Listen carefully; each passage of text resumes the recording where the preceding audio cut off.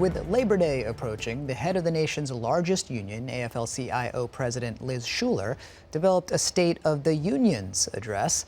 Cassie Simeon was at the speech in Washington this morning. She joins us tonight from our D.C. newsroom. Cassie, unions and fair wages are on the minds of Southern Californians, especially with the ongoing writers and screen actors strike here in Hollywood. What did Shuler have to say about all that? Well, Shuler gave a very positive outlook on the state of unions across the country and the efforts to organize in some workplaces where there are not yet unions, but she did admit that there is still a lot of work to be done when it comes to closing the wage gap, as well as to making sure that there are fair and equitable resources for workers, and efforts to organize are being respected as we approach this Labor Day season. Right alongside all of us. It's been a long time since this country has seen workers united like this. A long time. AFL-CIO President Liz Shuler gave her first State of the Union's address, touting what she sees as growing support for unions across America. It isn't just organizers who support unions. It isn't just people on picket lines who support unions. It is the people of the United States who support unions. That's right. The AFL-CIO released a poll Tuesday that shows over 70% of those surveyed approved of unions, and that 75% approved of striking to negotiate for better wages, benefits, and working conditions. Although labor unions generally support Democrats, including President Joe Biden, the poll reports approval of unions transcends party. Shuler's speech comes as a number of high-profile unions have hit the picket lines this summer, from airline pilots to hotel workers. Some negotiations have been resolved. UPS workers finalized their new contract last week, averting a strike. But strikes by the Screen Actors Guild and the Writers Guild have shut down most TV and movie production.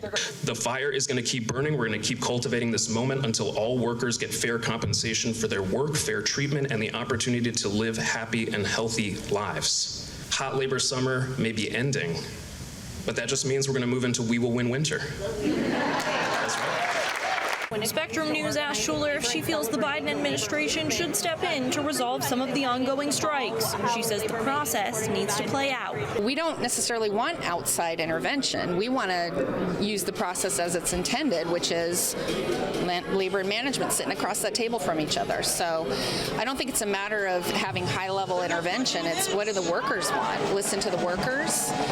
And if the employers could actually open their ears and recognize that it's the workers that make the profits for them and it's time to get their fair share, then we would avoid a strike. Nobody wants to go on strike, but they will if they feel like they're being disrespected and mistreated.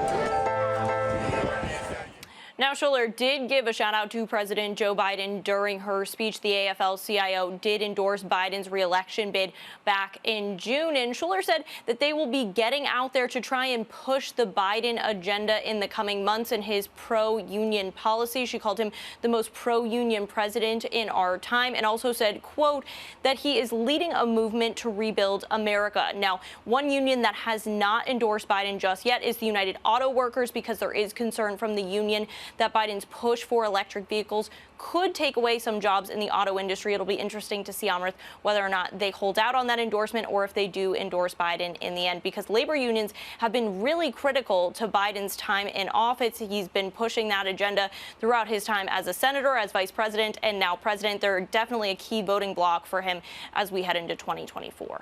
Biden's always been proud of his relationship to labor, but we will win winter. Interesting alliteration. Let's see if SAG-AFTRA is into that this winter and fall. All right. Thank you so much, Cassie Simeon.